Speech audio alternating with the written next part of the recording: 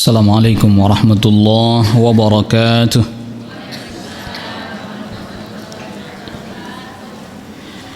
إن الحمد لله نحمده ونستعينه ونستغفره ونعوذ بالله من شرور أنفسنا ومن سيئات أعمالنا. من يهده الله فلا مضل له ومن يضلل فلا هادي له. أشهد أن لا إله إلا الله وحده لا شريك له وأشهد أن محمدا عبده ورسوله. يا أيها الذين آمنوا اتقوا الله حق تقاته ولا تموتن إلا وأنتم مسلمون. يا أيها الناس اتقوا ربكم الذي خلقكم من نفس واحدة وخلق منها زوجها وبث منهما رجالا كثيرا ونساء واتقوا الله الذي تساءلون به والأرحام إن الله كان عليكم رقيبا. يا أيها الذين آمنوا اتقوا الله وقولوا قولا سديدا يصلح لكم أعمالكم ويغفر لكم ذنوبكم ومن يطع الله ورسوله فقد فاز فوزا عظيما. أما بعد. معاشر الحاضرين والحاضرات أعزكم الله.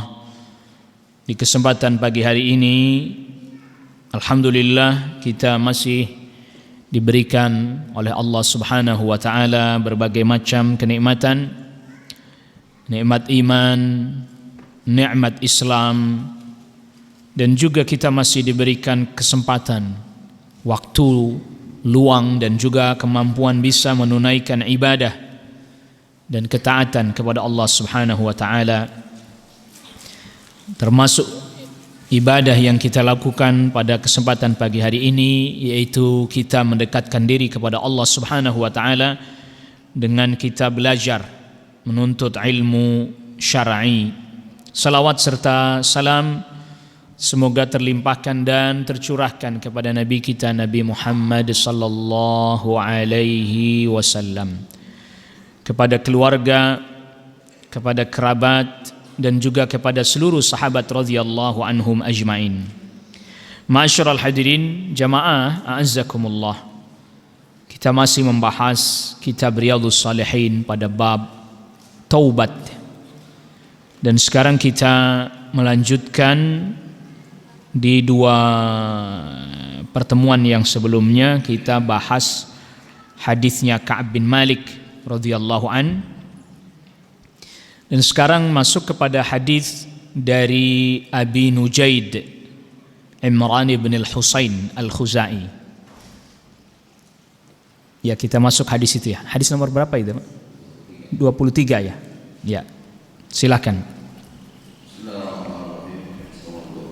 Dari Abu Nujaid Imran bin al-Husain al-Khuzai radhiyallahu anhu. Anna imra'atan min Juhaynah atat Rasulullah sallallahu alaihi wasallam ويعود من الزنا فقالت يا رسول الله صلى الله عليه وسلم أصبت حسنا فأقيم علي فدعا النبي صلى الله عليه وسلم وليها فقال أحسن إلي فإذا وضعت فأتني ففعل فأمر بها النبي صلى الله عليه وسلم فشدت عليها ثيابها ثم أمر بها فرجعت ثم صلى عليها وقال صلي عليها يا رسول الله وقد نزلت قال لقد كانت قوة لو قسمت بين 70 من أهل المدينة لوسعتهم وهل وجدت أفضل من أن جالت نفسها سبحانه وتعالى. Bahwa seorang wanita dari Juhaynah datang kepada Rasulullah SAW dalam keadaan hamil karena zina.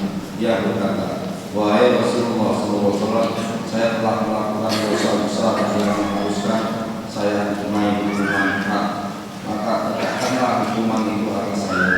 Maka Nabi Muhammad SAW memanggil walinya kemudian dosa berbuat baiklah kepadanya dan apabila ia telah melahirkan, maka bawalah kemari, dia akan melaksanakannya. Maka Nabi Muhammad SAW memerintahkan agar pakaiannya diikatkan kepadanya. Maka pakaiannya diikatkan kepadanya. Kemudian Nabi Muhammad SAW memerintahkan agar wanita itu belajar. Maka wanita itu pun belajar. Kemudian beliau mensolatinya. Maka Umar berkata kepada beliau, Anda mensolatkannya wahai Rasulullah, padahal dia telah berzina. Beliau bersabda, dia telah benar-benar bertaubat dengan sebuah taubat yang seandainya dibagikan kepada 70 orang dari penduduk Madinah, tentu cukup untuk mereka. Apakah engkau mengetahui sesuatu yang lebih utama dari sikapnya yang telah menyerahkan dirinya kepada Allah Azza wa Jalla? Diriwayatkan oleh Muslim. Ya, hadis yang ke-23 ini menjelaskan tentang pertaubatan seorang wanita dari suku Juhainah. Sahabat Imran bin Husain mengisahkan bahwa ada seorang wanita dari suku Juhainah. Ini salah satu suku Arab. Atat Rasulullah sallallahu alaihi wasallam. Dia mendatangi Rasul sallallahu alaihi wasallam. Wa hiya hubla minaz zina. Sedangkan wanita ini dalam keadaan hamil. Hamil dari perbuatan zina. Dia datang sendiri dengan sukarela. Faqalat, lalu dia berkata, Ya Rasulullah, asabtu haddan. Saya telah melakukan dosa besar yang mewajibkan saya harus dihukum dengan hukum had. Jadi yang dimaksud asabtu haddan, saya melakukan dosa besar yang ini ada hukumannya, hukum had. Misalnya kalau dia mencuri ya dipotong tangan, itu namanya had. Kalau dia berzina ya dirajam, itu namanya had. Asabtu haddan. Haddan secara bahasa adalah batas. Haddan secara bahasa adalah apa? Batas. Jadi asabtu haddan, saya telah melakukan sesuatu yang melampaui batas yang harus dihukum dengan perbuatan saya itu. Lalu Rasulullah sallallahu alaihi wasallam dia meminta fa'aqimhu alayya. Wahai Rasul, tunaikan hukuman itu pada diri saya. Jadi semestinya orang yang berzina itu, jadi apabila ini bicara tentang masalah kasus perzinahan, di dalam syariat kasus perzinahan itu ada dua cara. Artinya dia bisa ditunaikan hukuman pada dirinya dengan dua cara. Cara yang pertama, pengaduan dari orang lain. Ada orang lain yang melaporkan bahwa si fulan berzina misalnya. Tetapi cara yang pertama ini dia harus mendatangkan 4 orang saksi laki-laki yang adil. Yang dimaksud adil di sini, dia orang yang berusaha menjaga ketaatan kepada Allah Subhanahu wa taala. Jadi bukan saksi sembarang saksi. Tapi saksi orang yang dia taat, berusaha menjalankan ketaatan dan menjauhi maksiat. Syaratnya 4 orang saksi laki-laki yang adil dan melihat langsung dengan jelas. Bukan dengar kata orang. Dia langsung lihat. Sebagaimana dia melihat timba masuk ke dalam sumur. Jelas-jelas harus lihat. Maka metode yang pertama ini tidak pernah terjadi di masa Rasul sallallahu alaihi wasallam. Metode yang pertama ini tidak pernah terjadi di masa Rasul sallallahu alaihi wasallam. Artinya tidak pernah ada orang yang mengadukan tentang perzinahan dan dia mampu mendatangkan 4 orang saksi. Kalau dia mengadukan, melaporkan tentang perzinahan, lalu dia tidak bisa mendatangkan 4 orang saksi yang tadi kita sebutkan kriterianya, maka yang mengadu itu, yang menuduh itu yang dicambuk 80 kali.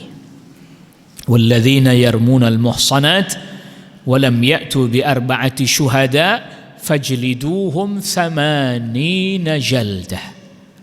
Orang-orang yang menuduh atau melaporkan perzinahan tapi dia tidak bisa mendatangkan 4 orang saksi, maka dia yang dicambuk 80 kali cambukan.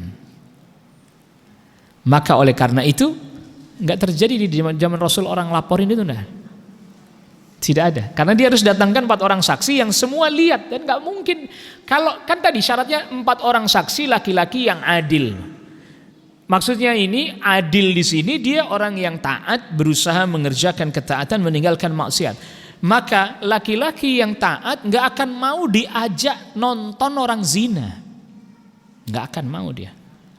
Gini, misalnya satu orang lihat nih, wah, ini kan butuh 4 berarti 3 lagi nih. Terus dia panggil temannya 3. Enggak mau, kalau orang Islam itu ngelihat langsung pergi dia. Dia enggak akan mau manggil temannya kecuali memang tukang nonton zina, itu lain cerita itu. Diajak temannya bareng-bareng nonton.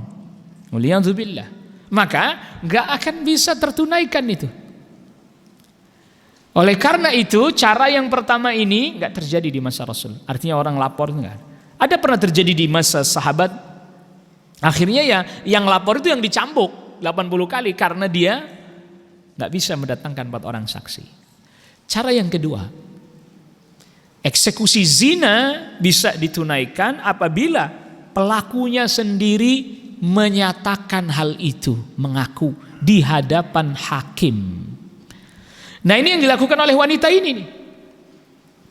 Dia datang sendiri, dia datang sukarela kepada Rasul sallallahu alaihi wasallam bahwa dia mengaku sudah berbuat zina. Rasul, saya zina Rasul. Tegakkan kepada saya hukum had. Kamu hamil? Iya, saya hamil. Ini buktinya, bahwa justru bukti saya berzina ini hamilnya. Nah, kalau begitu karena hamil maka dipanggillah oleh Nabi sallallahu alaihi wasallam walinya. Fada'a Nabiullah sallallahu alaihi wasallam waliyaha, panggil walinya. Walinya dipanggil, lalu kemudian Nabi sallallahu alaihi wasallam katakan faqala ahsin ilaiha fa idza wada'at fa'tini. Kamu berbuat baik kepada dia. Nanti kalau sudah lahir anaknya, datang lagi ke sini. Ada sebagian riwayat yang mengatakan awal mula wanita ini mengadukan perihal dirinya berzina, awal mula Rasul menolak. Mungkin kamu tidak zina kali. Mungkin kamu hanya ya sentuh-sentuh saja. Mungkin hanya bercumbu-cumbu saja. Tidak Rasul, saya zina Rasul. Buktinya saya hamil. Lalu kemudian di sebagian riwayat yang lain tetap disuruh sampai melahirkan. Setelah melahirkan datang lagi Rasul tanya lagi, siapa ini yang nyusuin anaknya? Siapa yang menyusui anaknya? Sehingga ada sebagian riwayat yang lain mengatakan itu ya, kalau memang nggak ada pulang, susui dahulu. Berarti nunggu 2 tahun lagi. Lalu kemudian ada riwayat yang lain juga menjelaskan ketika Rasul tanyakan siapa yang menyusui anaknya ini. Lalu kemudian ada seorang laki-laki Ansar yang berkata, Rasul, saya yang akan menanggung untuk biaya menyewa ibu yang menyusui anak ini. Kan ada ibu persusuan ya. Jadi nanti saya yang nanggung biayanya. Untuk ngasuh anak ini termasuk yang nyusui dan saya yang nanggung biayanya. Maka akhirnya kemudian ditunaikanlah hukum rajam kepada wanita ini. Nah, ini menjadi bukti, menjadi dalil bahwa Islam tetap memperhatikan apa yang menjadi hak-hak anak. Kendati pun ibunya misalnya telah dijatuhi vonis hukum salah, keliru, tapi tidak lantas kemudian serta-merta dieksekusi. Dikasih penangguhan waktu dulu. Sampai akhirnya singkat cerita sudah siap dieksekusi ini. Maka kemudian pakaiannya diikat. Kenapa pakaiannya diikat? Agar supaya ketika dirajam tidak tersingkap bajunya, pakaiannya, sehingga terlihat apa? Auratnya. Allahu Akbar. Sebegitu perhatiannya orang di zaman itu terkait dengan aurat. Sampai-sampai mau dirajam pakaiannya diikat dulu biar tidak ada pakaian yang tersingkap ketika dirajam. Dirajam itu dilempari batu sebesar kurang lebih sekepalan tangan. Ini sekepal ini. Sampai mati. Nggak boleh lebih besar dari ini. Jadi misalnya biar cepat mati ambil aja batu yang besar langsung ditimpain ke kepalanya, nggak boleh. Dia hanya sekepal tangan saja, batunya sebesar kepalan tangan ini aja.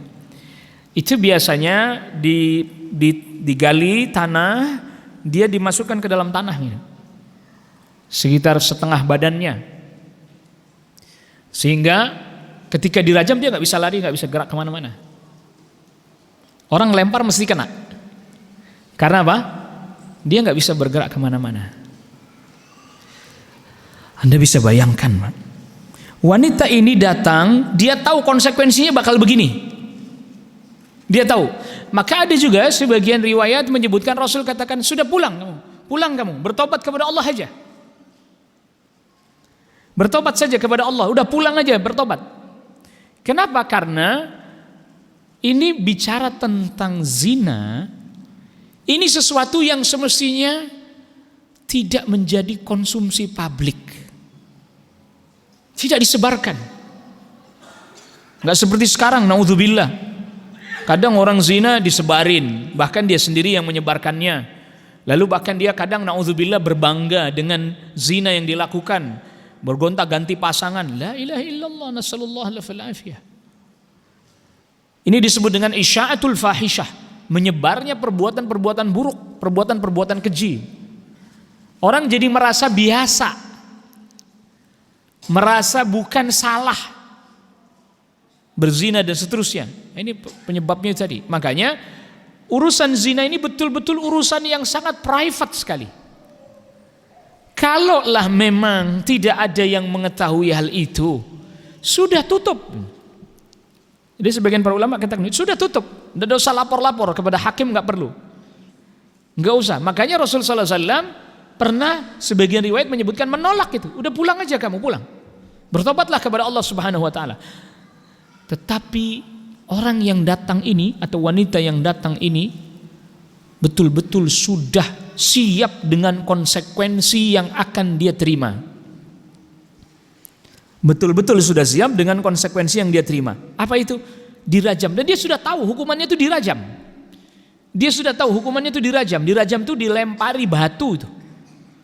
Sekepalan tangan tadi sampai mati. Di badannya ditanam di tanah dulu, digali, masukin tanah, pasir atau semisalnya, biar dia nggak gerak-gerak. Jadi biar dia nggak gerak-gerak. Orang lempar mesti kena itu. Dia nggak gerak-gerak.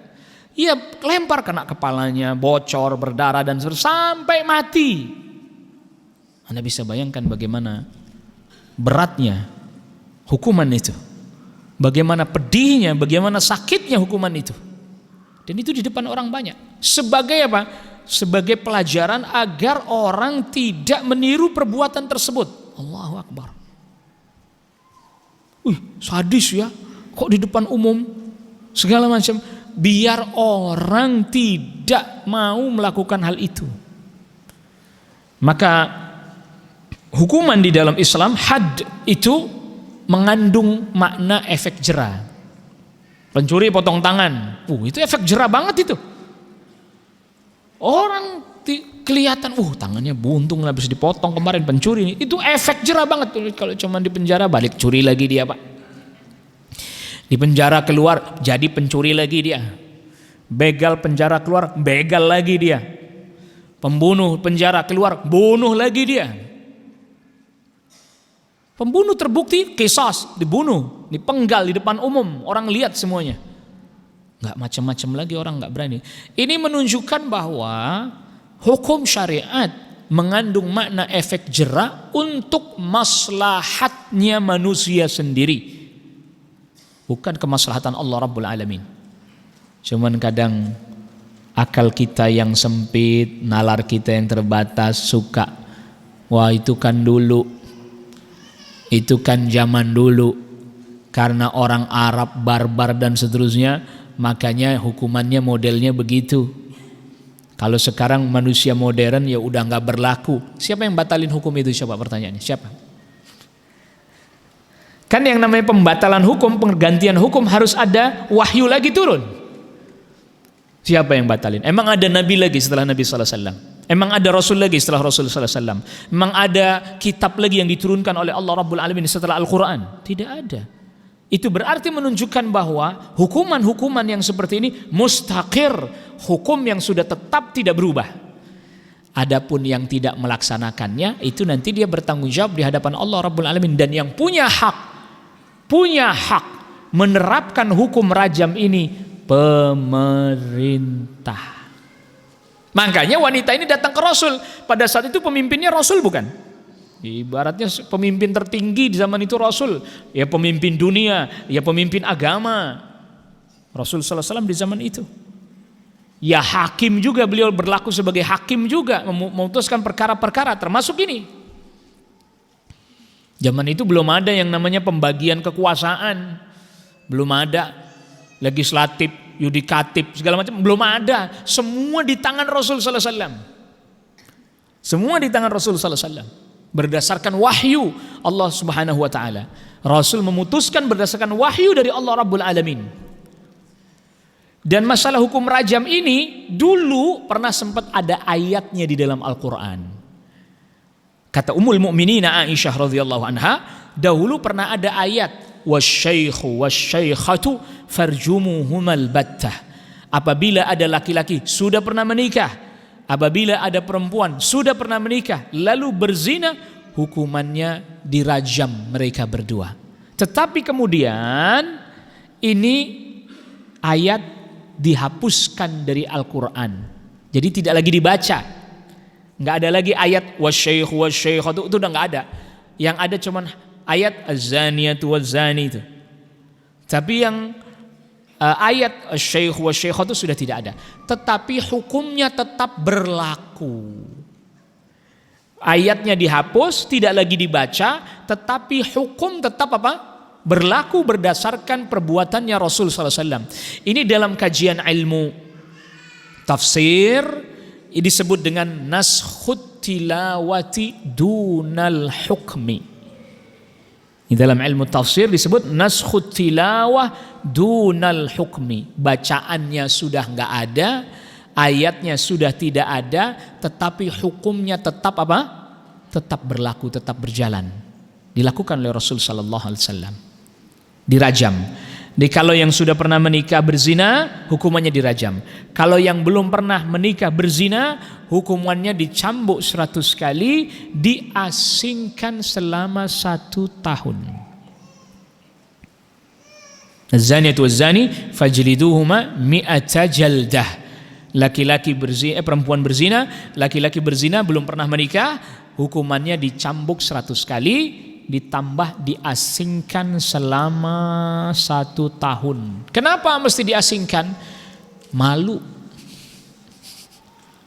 Ya Pak? Malu.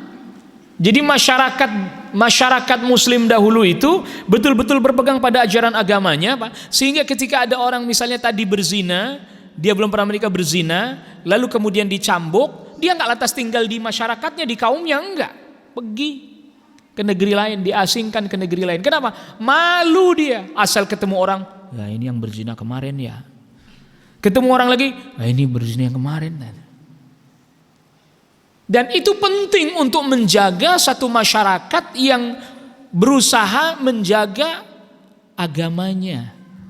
Menjaga agar supaya maksiat tidak ada di tengah-tengah mereka. Jadi mereka merasa tidak nyaman kalau ada maksiat. Enggak kayak sekarang. Masyarakatnya dibikin supaya merasa cuek-cuek aja terhadap maksiat. Jangan menilai orang dari luarnya saja tuh. Langsung keluar dah yang bahasa Inggrisnya keluar itu. Don't judge a book by its cover. Itu kan orang kafir punya kaedah, Bu.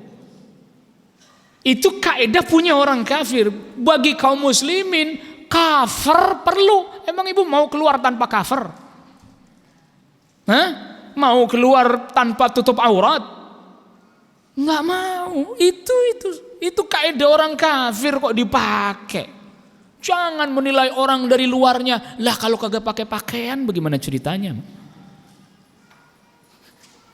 Ya. Bagaimana jalan dari penampilannya? Jadi perlu kita menjaga satu masyarakat yang mereka cemburu dalam tanda kutip apabila ada orang berbuat maksiat, mereka nggak suka. Memang harus dijaga kondisi itu.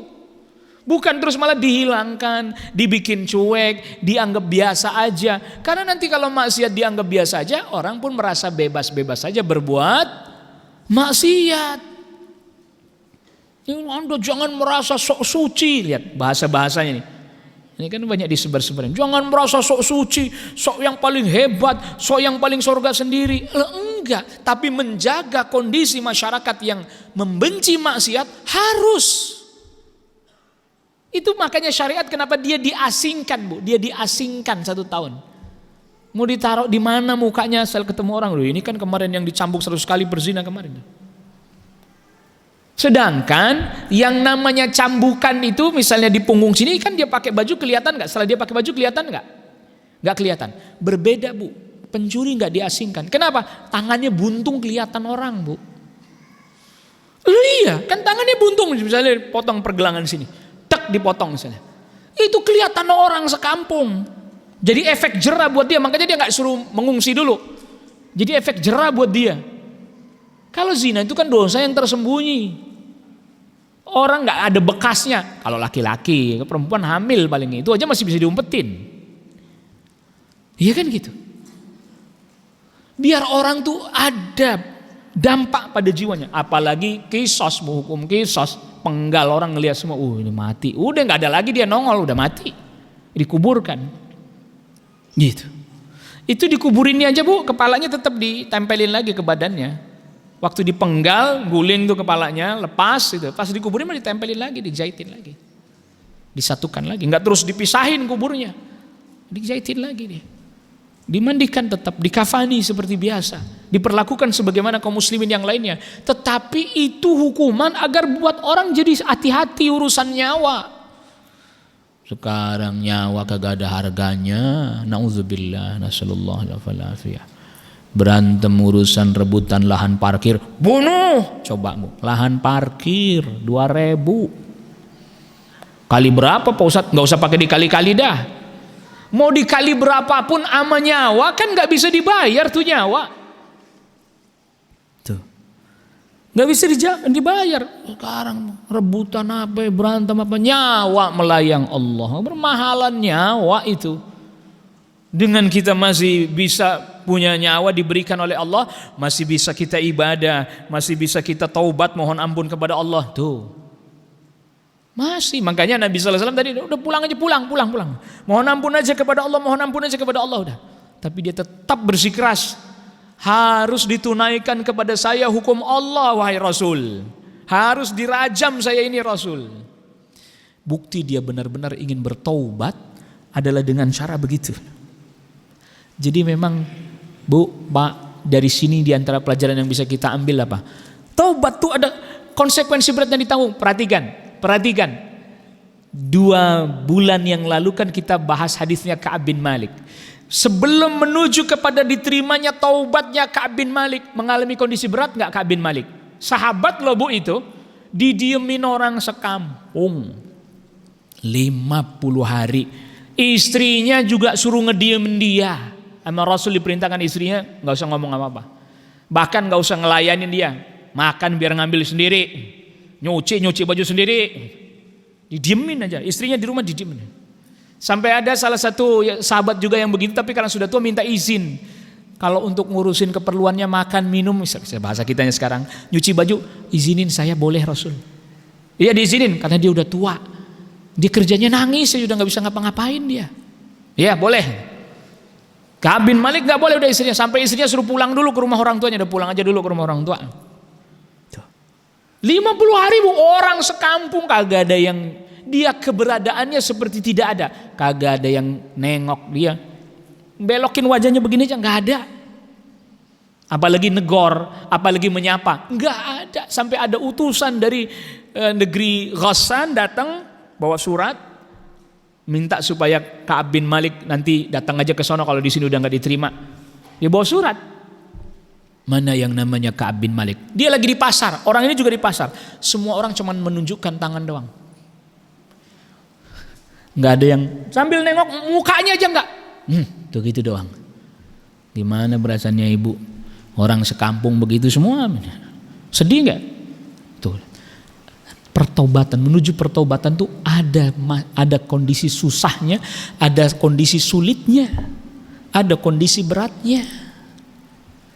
Bahkan kan saya pernah sempat singgung, kalau pakai istilah hijrah bu, orang pada senang semuanya. Tapi kalau bisa taubat, orang pada kagak senang bu. Kalau pakai istilah hijrah, orang pada senang, malah bikin hijrah fest. Dia nggak bakal berani taubat fest, kagak ada. Ayo cari, nggak ada. Kenapa? Itu istilah yang membuat orang merasa bersalah. Memang harus Anda merasa bersalah, harus. Ini wanita ini merasa bersalah. Justru karena merasa bersalahnya, dia bersungguh-sungguh mau bertaubat kepada Allah, walaupun konsekuensinya kematian. Walaupun konsekuensi yang dia tanggung harus mati, matinya pun dengan cara yang menyakitkan. Gimana enggak lemparin batu, sini kena, pala bocor segala macam. Pun matinya pelan-pelan kan. Kalau dipenggal, matinya langsung selesai udah urusan. Suplai oksigen ke otak putus, selesai. Ini suplai oksigen masih ke otak, rasa sakit masih kerasa, nyerinya masih kerasa. Kenapa? Kenapa yang dipilih oleh syariat caranya seperti itu? Kan itu menyakitkan. Bukankah Rasulullah SAW yang bersabda di dalam hadis yang sahih diriwayatkan oleh Imam Muslim, Innallaha katabal ihsana ala kulli syai'. Sesungguhnya Allah Subhanahu wa taala menetapkan perbuatan ihsan, berbuat yang terbaik dalam segala hal. Idza qataltum fa ahsinul qitlah wa idza dzabhtum fa ahsinudz dzibhah. Kalau membunuh, cari cara yang terbaik biar dia cepat mati. Kalau menyembelih, juga cari cara yang terbaik agar dia cepat mati juga. Artinya kalau kita nyembelih hewan, cari cara yang dia cepat mati. Di antaranya tajamkan pisaunya. Kok ini malah yang dipilih ini? Kenapa yang dipilih ini? Kenapa yang dipilih rajam ini? Kenapa enggak dipenggal aja? Memang ujungnya sama-sama mati, tapi kok prosesnya berbeda. Sakitnya perlahan kan ini? Kayak mati pelan-pelan gitu tuh, dikit-dikit sakit kena ini, sakit kena itu. Jawabannya, karena itu agar orang yang berzina itu dia tahu bagaimana rasa sakit itu yang perlahan-lahan, sebagaimana dia merasakan kenikmatan dalam kemaksiatan. Nikmatnya kemaksiatan harus dihilangkan dengan cara yang seperti itu. Jadi secara psikologis orang yang ngelihat gitu, sakitnya luar biasa nih dirajam ini. Sedangkan zina itu kan sebagian orang yang kalau memang dia hobinya begitu kan rasanya nikmat luar biasa. Biar dia ngerasain, lihat bagaimana rasa sakitnya. Adapun qisas karena dia membunuh, yang penting dia mati. Dengan cara yang paling cepat, yang penting dia mati. Mati. Bahasa kita nyawa dibayar nyawa. Selesai. Yang penting orang lihat mati. Selesai itu. Tapi kalau zina, orang bisa jadi waliyadzubillah membayangkan nikmatnya berzina. Maka kemudian dia harus diperlihatkan bagaimana sakitnya hukuman bagi para pezina yang sudah pernah menikah, yaitu dirajam. Sebagaimana juga kalau dia belum pernah menikah, bagaimana sakitnya dicambuk agar supaya tidak lagi jiwanya cenderung kepada perzinahan. Itu maksudnya. Diasingkan, gak ketemu orang juga, dia hidup misalnya dalam keadaan pengasingan, lalu kemudian dicambuk tadi 100 kali, itu biar dia merenung dan sekaligus tubuhnya merasakan sakit, yang dengan sakit itu dia gak mau lagi mencicipi kelezatan maksiat zina. Itu. Nah kalau rajam itu biar dia juga merasakan rasa sakit itu, sehingga kemudian dosa-dosanya diampuni oleh Allah Rabbul Alamin. Agar supaya dosanya diampuni oleh Allah Rabbul Alamin. Jadi perhatikan, di sini ada satu metode ya. Di dalam hadis ini diambil satu metode bahwa Orang kalau mau bertobat ya harus ngerasain susah dulu, ngerasain payah dulu, ngerasain sakit dulu, ngerasain pedih dulu, merasakan berat dulu, sehingga betul-betul terbukti bahwa dia taubatnya sungguh. Coba sekarang ya. Ini contoh aja sih, contoh saja. Ada orang taubat misalnya hari ini, makanya istilah yang dipakai nggak pakai taubat, istilahnya yang dipakai apa? Hijrah tadi. Tadinya misalnya dia nggak pakai jilbab, lalu kemudian dia tiba-tiba pakai jilbab. Orang langsung mengapresiasi. Nggak ada istilahnya rasa sakit segala macam, nggak begitu terasa. Orang langsung mengapresiasi dan seterusnya. Nggak lama lepas lagi. Dia nggak ngerasain beratnya. Ya, dia nggak ngerasain susahnya. Bagaimana orang mau berjilbab dulu misalnya susah banget karena dulu dilarang dan seterusnya. Orang yang pernah mengalami masa-masa sulit begitu dia nggak mau lagi meninggalkan. Atau misalnya dia berjilbab lalu dia sungguh-sungguh meninggalkan dunia entertainment misalnya. Terserah Anda ingat siapa, itu urusan Anda masing-masing.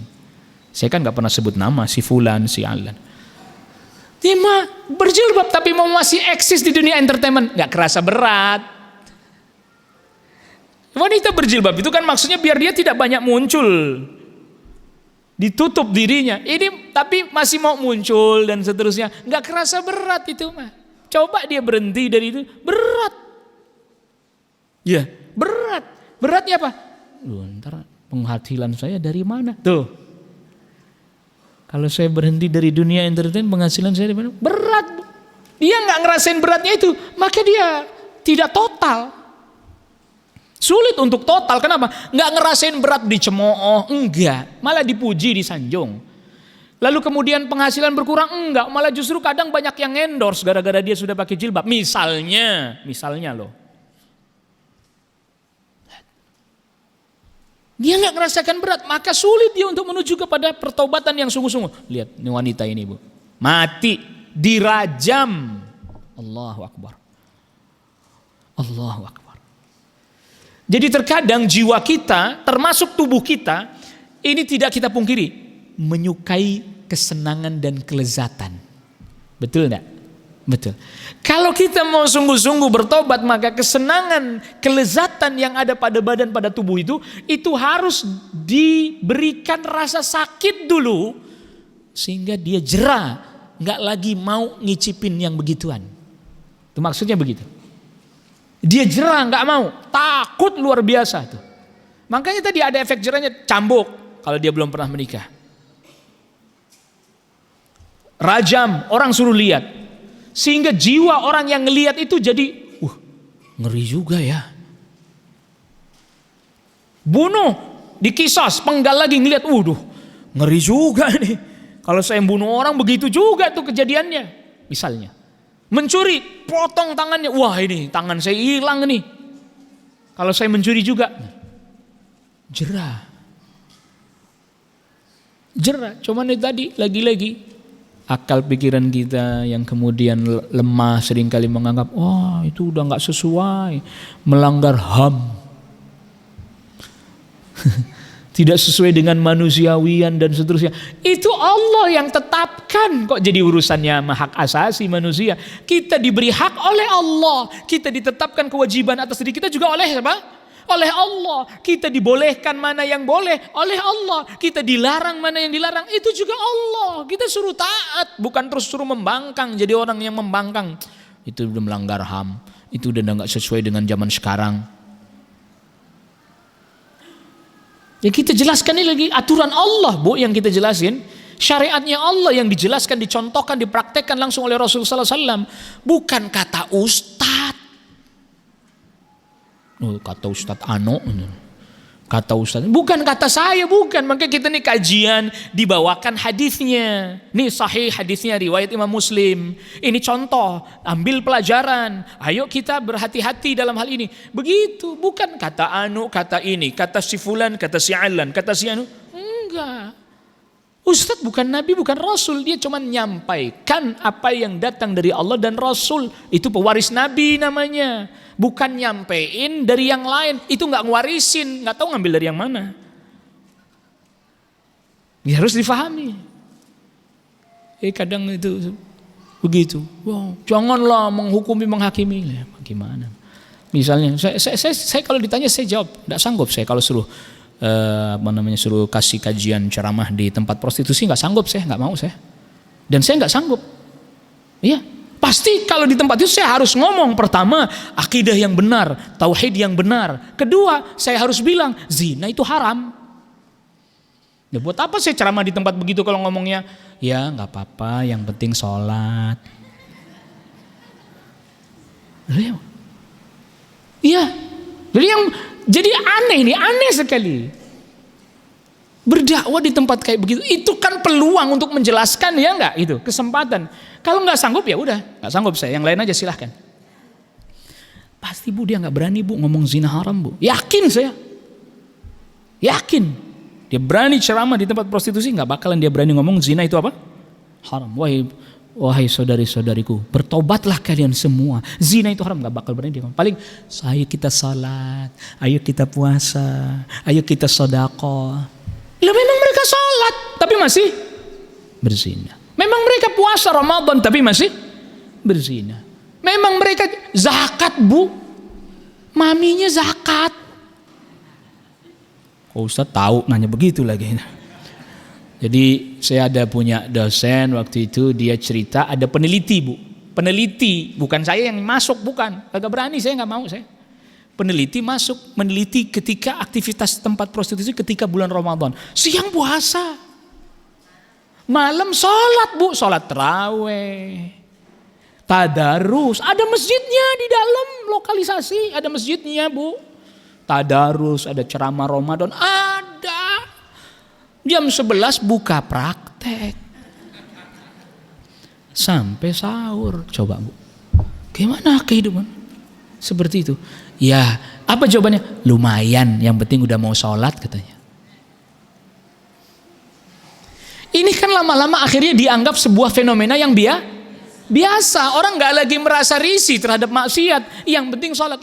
Ini fenomena ini ingin disebarkan sehingga rasa cemburu kita terhadap aturan syariat melemah. Diundang ceramah misalnya di tempat khamr Bu, di tempat minum dan dijual apa? Khamr.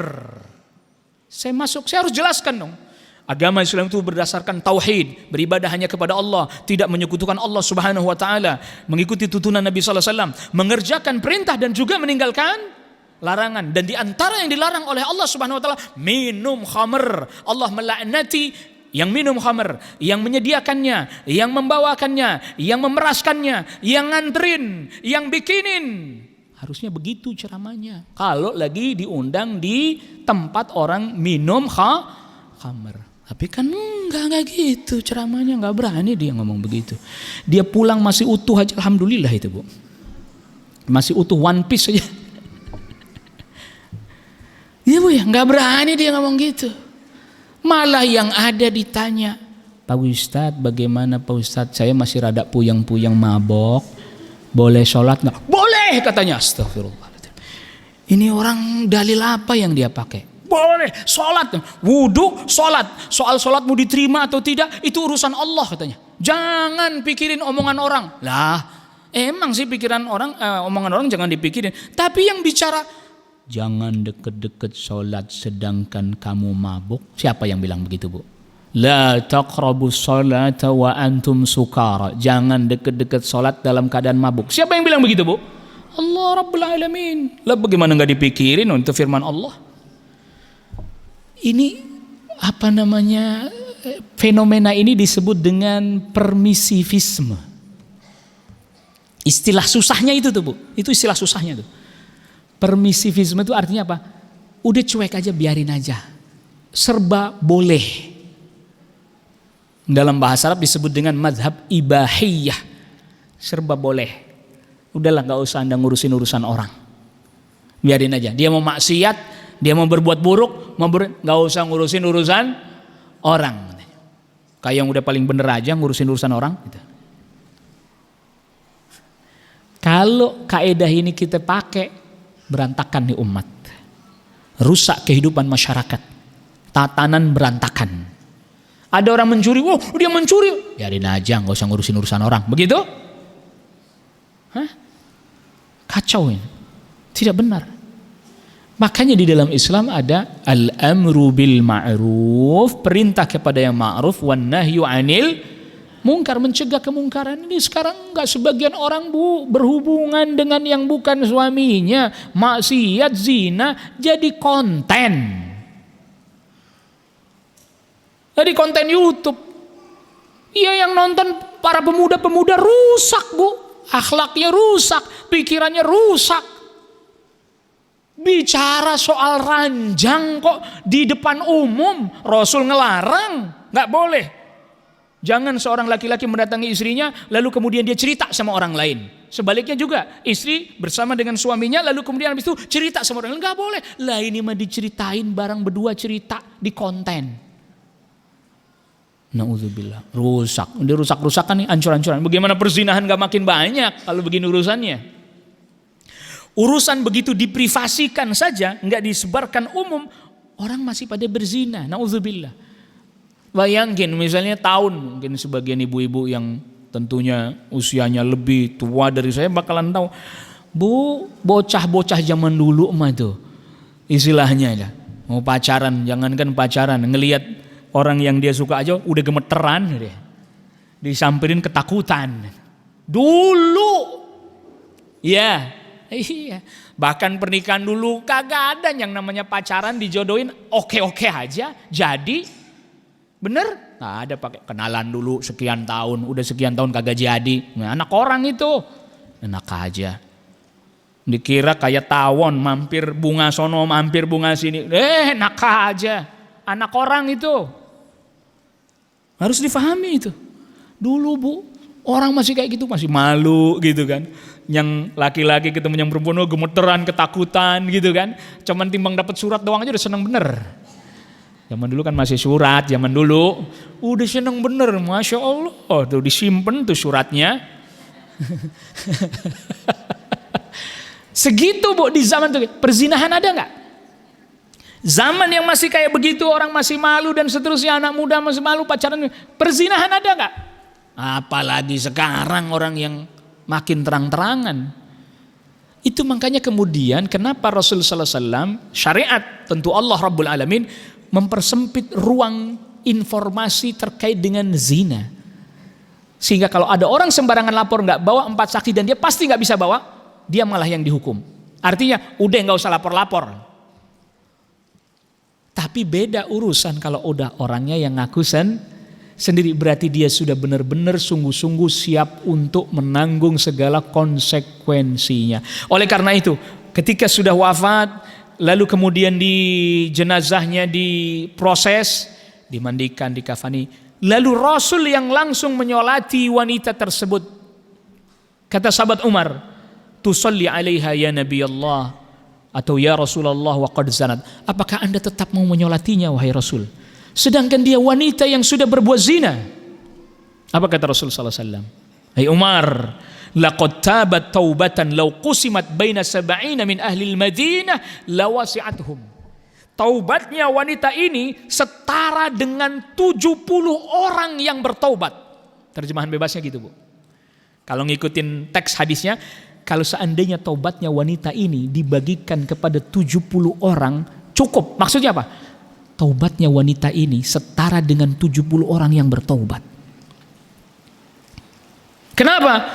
Dia datang sendiri, sukarela, dia tahu konsekuensinya sangat menyakitkan dan mematikan, tapi dia tetap menunaikannya.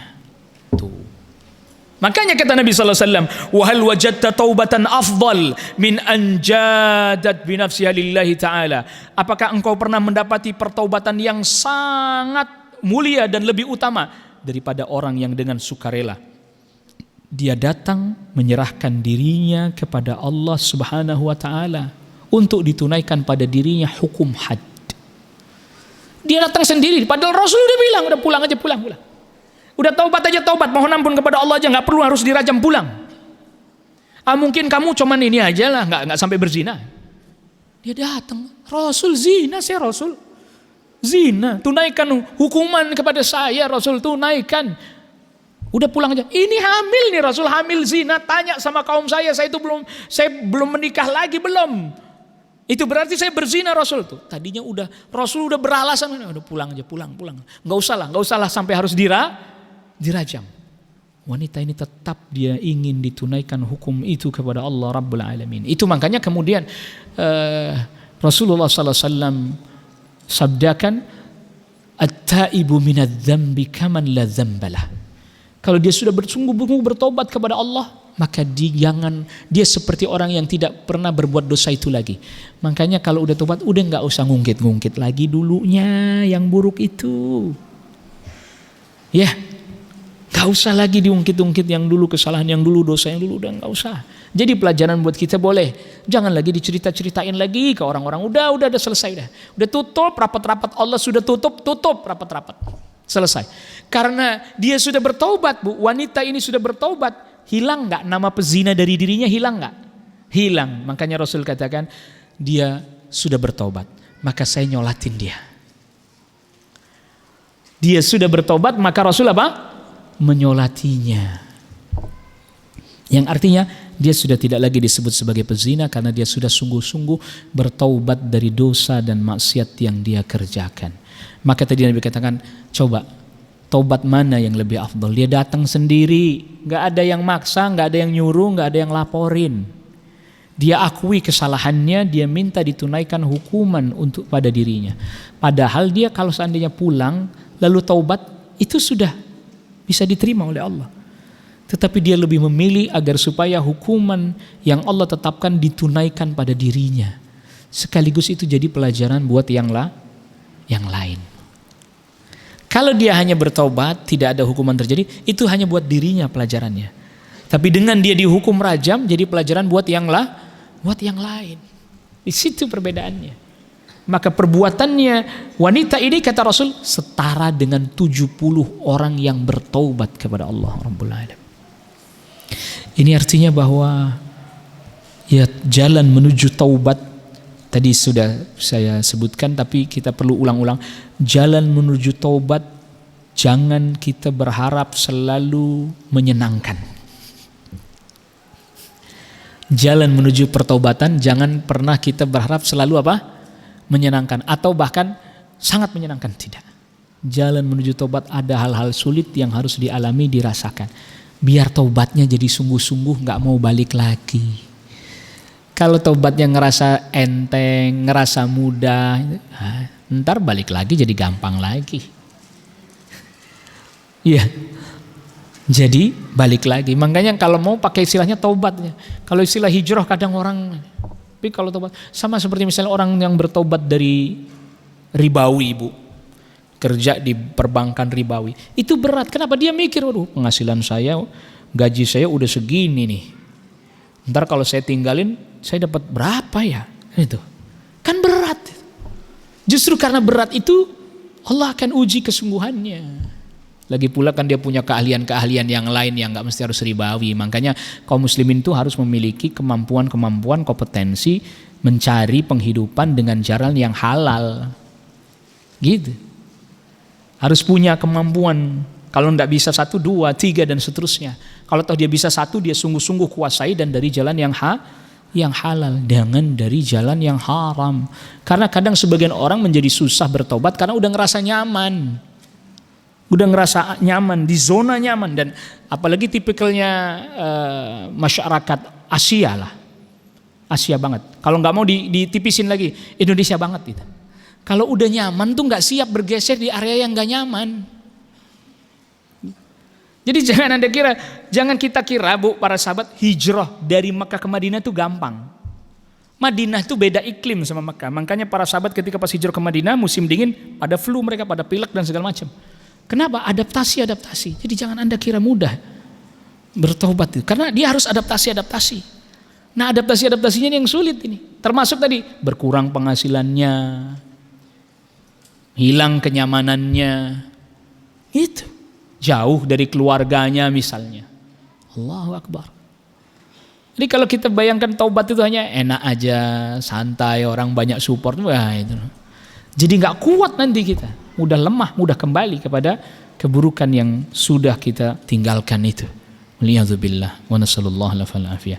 Jadi kalau mau tobatnya sungguh-sungguh, jangan pernah menyerah menghadapi hal sulit yang sedang dialami tatkala masa-masa bertaubat. Karena itu bagian daripada ujian dari Allah, kita ini sungguh-sungguh atau tidak bertobatnya. Wallahu ta'ala a'la wa alam. Ini yang bisa kita bahas pada pertemuan kita di kesempatan pagi hari ini. Ada pertanyaan? Assalamualaikum warahmatullahi wabarakatuh. Waalaikumsalam warahmatullahi wabarakatuh. Allah berikan kita untuk mentaati dirinya dan bersyukur. Di sisi lain dari banyakkan masyarakat, lalu kita tidak mampu untuk menjadikan apakah ini masing-masing penjara, karena kita terkenal dengan apa yang hukum sedikit. Kalau kita tegakkan hukum sesuai tentang awalnya, untuk sudut kondisi negara kita dan kita. Gimana contohnya Pak? Contoh realnya Pak? Ada kemasyarakat kami ini ya, kita tiba-tiba dapat undangan pernikahan. Kalau tidak dalam waktu 5 bulan, kawan sudah hamil. Ini kan berarti paling fungsinya. Tapi kita kan harus berdoa Pak dengan kondisi itu, karena tidak kita berkata untuk positif. Apakah yang masuk melakukan pembiaran dan bagaimana pas kita terhadap hukum tersebut? Apakah karena pernah dengan juga jelas kalau kita membiarkan suatu pemindahan masyarakat, kita terimbas ya akan tak dihisap. Kenapa kita membiarkan masyarakat itu? Mohon maaf. Waalaikumsalam. Kalau yang seperti tadi ditanyakan kan kita tidak tahu ya. Jadi awal mulanya kita tidak tahu kan, lalu diundang kita untuk menghadiri walimah. Ternyata baru beberapa bulan ke depan sudah lahiran. Misalnya ya Bu ya. Oh, loh berarti kemarin itu nikah sudah hamil duluan. Ya kan? Sudah lahiran. Bagaimana kita? Kita nggak terkena dosa dalam hal ini karena kita nggak tahu kejadian itu, tidak tahu. Ya. Adapun urusan perzinahan ya memang urusan mereka dan kita tidak tahu ketika kita hadir di pernikahan itu kan kita nggak tahu. Ya, jadi juga nggak nanya-nanya juga kita, dan juga nggak usah nanya-nanya. Ini nikah udah ambil duluan belum? Kan enggak, ya enggak. Jadi kita tidak terkena imbasnya. Kalau memang seperti yang tadi ditanyakan kita tidak tahu, kita tidak tahu. Berbeda kalau kita tahu, kita nggak mau hadir karena kita mengingkari hal itu. Ya kita tidak mau hadir karena kita mengingkari hal tersebut. Tapi kalau tidak tahu tidak ada masalah. Wallahu ta'ala a'la wa a'lam.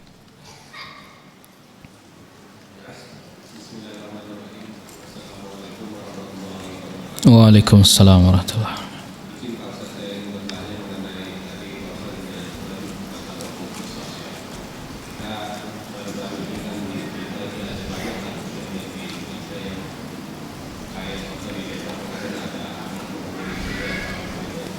Anak membunuh ibunya.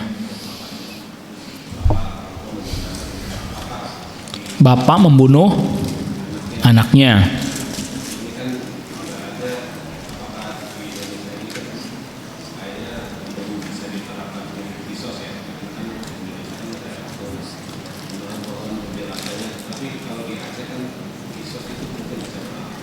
Kenapa?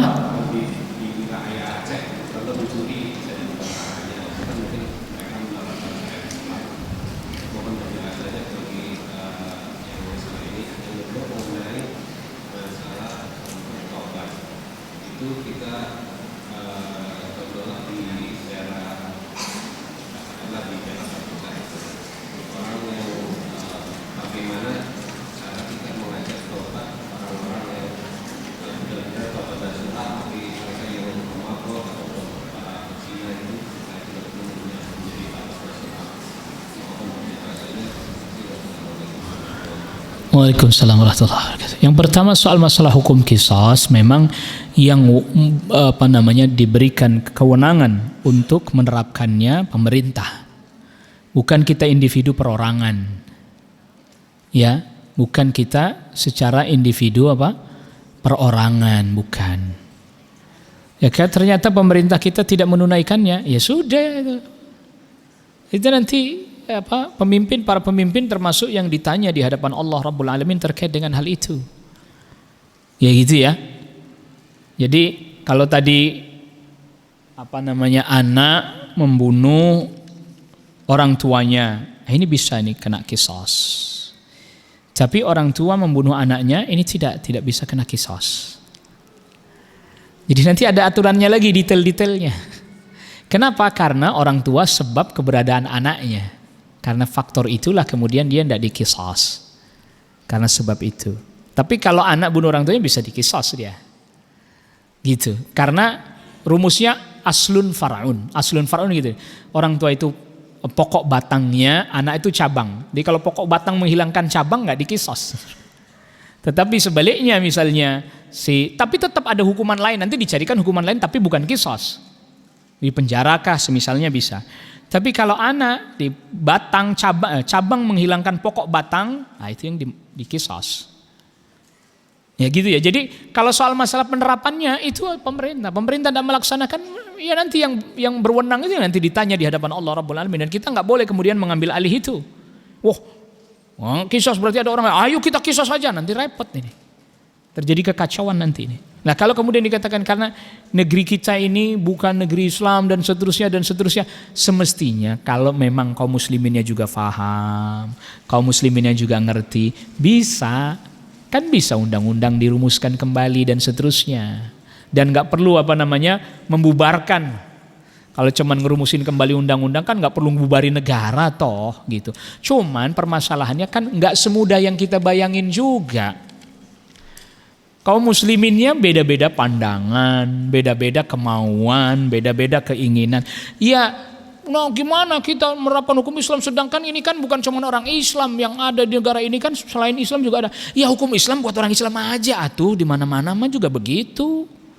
Yang bukan orang Islam ya tidak diterapkan padanya hukum Islam. Masa bukan orang Islam suruh sholat? Ya nggak mungkin lah itu mah. Jadi ini kadang suka kekhawatiran-kekhawatiran yang berlebihan. Kita bukan mau menegakkan hukum syariat Islam jadi negara Islam. Namanya negara Islam atau kagak negara Islam, yang penting orang Islamnya menegakkan aturan syariat. Betul, syariat itu bukan hanya kisos. Betul. Saya tidak pungkiri itu. Syariat itu bukan hanya kisos. Haji juga syariat, salat juga syariat. Betul itu.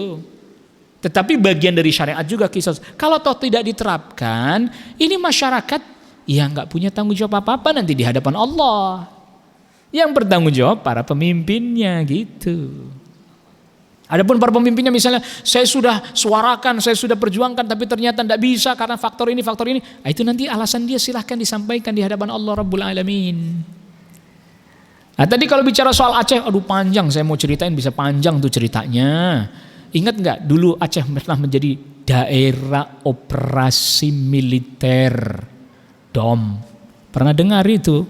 Panjang tuh kalau saya ceritain, karena nanti ceritanya bisa mundur sampai zamannya Daud Ber'eh. Yang benar dibacanya Daud Ber'eh bukan Daud Ber'eh. Daud Ber'eh. Zamannya Daud Ber'eh menjadi pemimpin Aceh yang kemudian bekerja sama dengan Presiden Soekarno. Panjang kalau mau ceritain soal Aceh mah sampai sekarang, sampai GAM segala macam. Insya Allah saya bisa ceritain, cuman habis ntar waktunya. Ceritanya panjang. Gitu ya. Duh, Aceh bisa tapi pun belum optimal. Makanya dia disebut daerah istimewa. Panjang tuh ceritanya, panjang sampai kemudian jadi daerah operasi militer, kemudian akhirnya muncul GAM, Hasan Tiro dan seterusnya. Wah itu panjang ceritanya. Bisa cerita cuman habis ntar waktunya ini. Nggak jadi tanya jawab, jadi kajian kedua.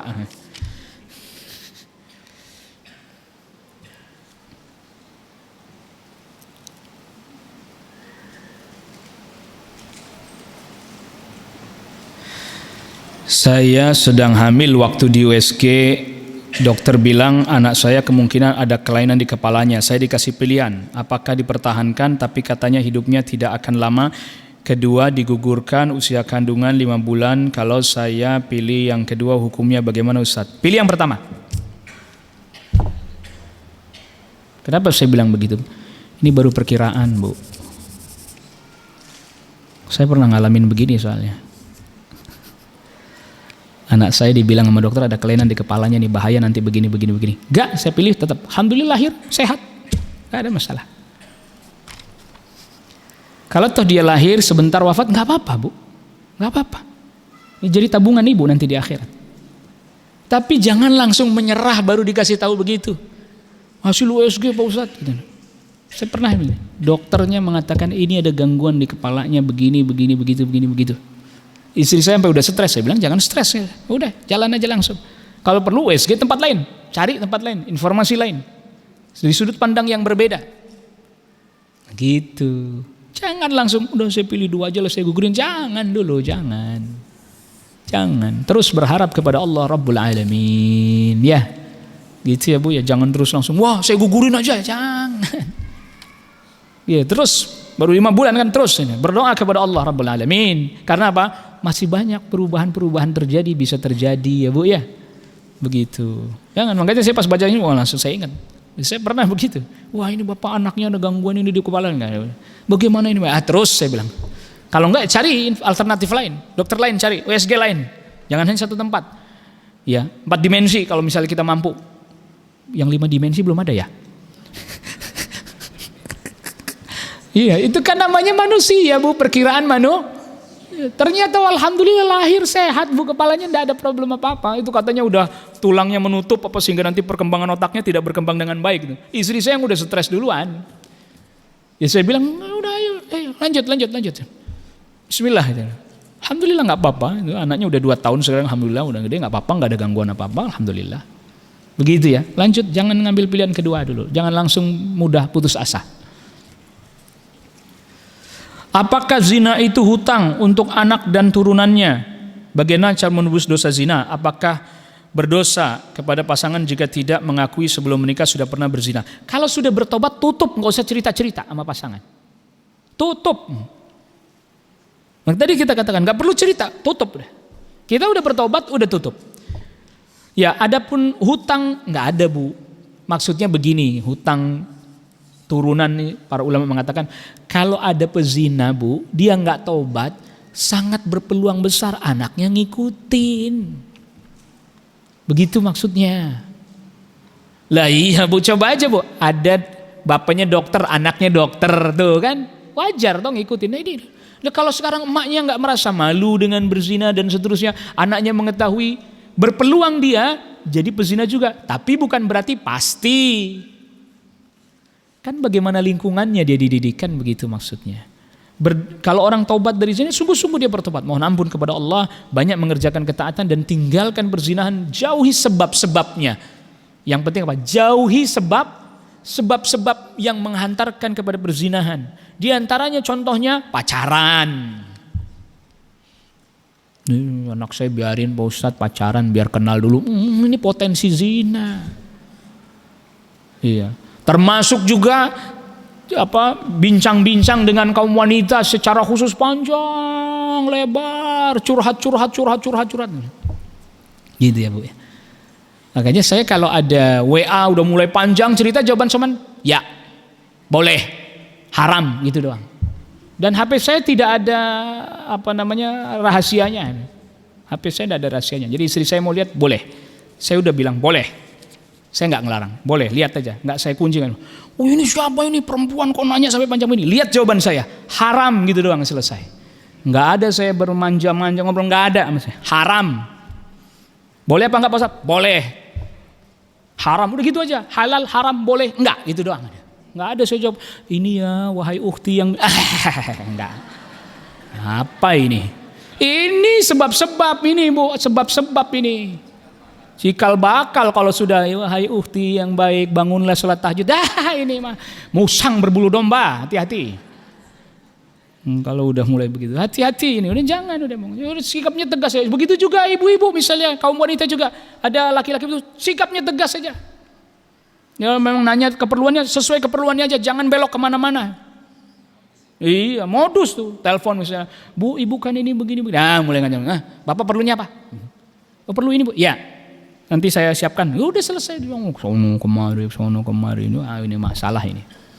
Sampai urusan begitu pun harus diperhatikan. Harus diperhatikan, kan lebih baik menjaga, menghindar daripada udah Kejadian kita tuh kadang sistemnya sistem kebakaran sih. Sistem pemadam kebakaran, api besar dulu baru datang. Jangan dari kecil percikan api matiin. Kan lebih gampang matiinnya kalau baru kecil percikannya. Tep mati langsung. Tapi kalau udah membesar, waduh. Udah repot. Nah ini penting ini. Pertanyaan yang seperti ini saya akan tetap menjawab karena ini penting. Boleh enggak kalau pas lagi Agustusan lomba-lomba? Saya jawab, selama lomba itu tidak bertentangan dengan syariat, boleh. Selama lomba itu tidak bertentangan dengan syariat. Lomba sepak bola silahkan, tapi hadiahnya jangan diambil dari pendaftaran peserta. Ada sponsorship misalnya. Lomba antar kampung sepak bola, ada sponsor nih yang ngasih hadiah. Pemenang yang nomor 1 dapat 4 juta, pemenang nomor 2 3 juta. Silahkan lomba. Gitu. Sepak bola, kalau bisa sepak bolanya lututnya juga ditutup. Kalau laki-laki kan biar untuk menghindari perselisihan para ulama dalam masalah itu. Gitu. Jangan lombanya bapak-bapak suruh pakai daster. Haram ini nggak boleh. Iya Pak. Bapak-bapak tega ngelihat temennya main bola, tinggi besar, tegap, ya kan, brewok, pakai daster. Waduh, jangan Pak. Maka tadi saya bilang, lomba-lomba yang seperti ini mubah asalkan tidak bertentangan dengan aturan syariat. Lomba pakai gamis ya bola boleh lah, boleh, serimpet-serimpet aja palingan ini. Pakai gamis kan bajunya baju laki-laki tetap nggak masalah. Begitu ya. Atau pakai sarung nggak apa-apa kan, laki-laki pakai sarung boleh ya Pak ya. Lomba sepak bola pakai sarung nggak masalah, tapi jangan suruh pakai daster. Ntar istrinya nyariin, pantesan lagi dijemur nggak ada katanya. Ya pokoknya itu yang tidak bertentangan dengan aturan syariat. Boleh lomba-lomba, apalagi lombanya terkait dengan ketangkasan, memanah. Itu bagus, menyemangati orang. Ketangkasan ya Bu. Jadi sekarang ini kita perlu lagi menghidupkan aktivitas-aktivitas motorik. Terutama motorik keras, besar, motorik keras tuh Bu. Kenapa? Sekarang karena kita ini aktivitasnya udah jarang motorik, duduk, main handphone, depan laptop, depan tab begini. Udah gak gerak Bu, udah gak gerak motorik, mager, malas gerak. Tuh, akhirnya motoriknya jadi kurang. Iya, makanya nih olahraganya yang motorik tuh gerak gitu. Ya gitu tadi sepeda, misal lomba sepeda, nah gitu gak apa-apa. Asal tadi ya, jangan orangnya suruh patungan, dari hasil patungan itu dijadikan apa? Hadiah. Itu judi. Jangan mau lomba tapi malah jadi judi. Carilah sponsor. Ya, cari sponsor atau siapa misalnya ada salah seorang dermawan yang oke, saya yang kasih hadiah sekian misalnya gitu. Semangat, tapi tadi lomba-lomba sekarang yang motorik gerak tuh. Biar gerak gitu. Karena ini orang udah pada malas gerak semuanya, pada duduk aja. Belanja udah malas ke pasar, online tek gitu kan. Udah jalan ke pasar udah nggak ada lagi, kadang sudah ya masih ada sibuk, tapi ada juga yang udah di rumah aja duduk ya, tahu-tahu datang set. Belanja baju datang set gitu. Tahu-tahu numpuk aja paket. Ya bukan enggak boleh. Jadi biar ada geraknya, biar ada aktivitas bergeraknya. Iya, biar ada aktivitas bergerak selama tidak bertentangan dengan apa? Syariat. Nah, satu hal penting.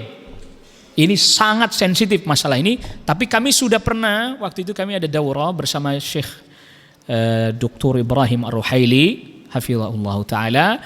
Pernah ada salah seorang peserta daurah bertanya, ya Syekh, bagaimana dengan hormat bendera? Bolehkah? Beliau tanya sampai detail. Yang Anda maksud hormat bendera itu askar ya? Askar itu penghormatan tentara. Ini kan penghormatan tentara kan ini. Beliau menjawab boleh. Jelas sudah ini ya. Ini biasanya masalah sensitif yang ditanya ini. Kami sudah tanyakan kepada Syekh Ibrahim Ar-Ruhaili. Saya dengar ada peserta yang bertanya dan saya mendengar. Beliau menjawab itu namanya penghormatan ala tentara. Dan itu boleh. Bahkan di dalam peraturannya sudah ada. Kalau misalnya orang itu tidak pakai penutup kepala, peci, topi tidak, dia cukup berdiri saja, tidak perlu. Nah, kecuali dia pakai pet, pakai topi baru dia. Itu namanya penghormatan ala tentara. Bahkan bukan cuman ke bendera. Satu sama lain ketemu komandan, bawahannya ketemu komandan, ya gimana Bu? Gak gampang kan? Itu penghormatan yang boleh dan tidak termasuk yang dilarang. Jadi misalnya kan upacara hormat bendera gitu ya. Oh, apa-apa. Kalau yang nggak pakai peci diam aja. Itu sudah kita tanyakan kepada Syekh dan beliau jawab boleh.